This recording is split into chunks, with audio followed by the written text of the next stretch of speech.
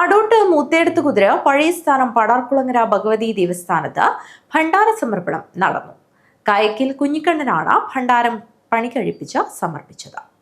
അടോട്ട് മൂത്തേടത്തുകുതിര പഴയ സ്ഥാനം ശ്രീ പാടാർകുളങ്ങര ഭഗവതി ദേവസ്ഥാനത്ത് ഭണ്ഡാര സമർപ്പണ ചടങ്ങ് നടന്നു. അടോട്ട് കായക്കിൽ കുഞ്ഞിക്കണ്ണനാണ് ഭണ്ഡാരം പണികഴിപ്പിച്ച് ക്ഷേത്രത്തിലേക്ക് സമർപ്പിച്ചത്.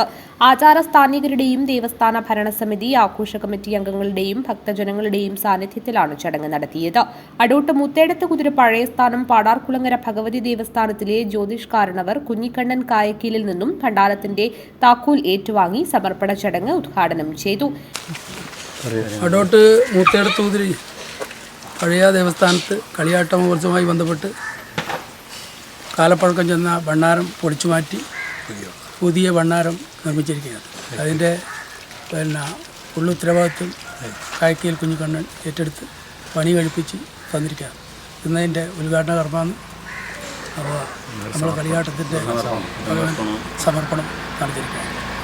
നമ്മുടെ കളിയാട്ടവുമായി ബന്ധപ്പെട്ട് തിരുവുൾക്കാഴ്ച, 2 തിരുവുൾക്കാഴ്ചയും വളരെ ആഘോഷപരമായി എല്ലാ പരിപാടിയും നടന്നുകൊണ്ടിരിക്കുന്നു.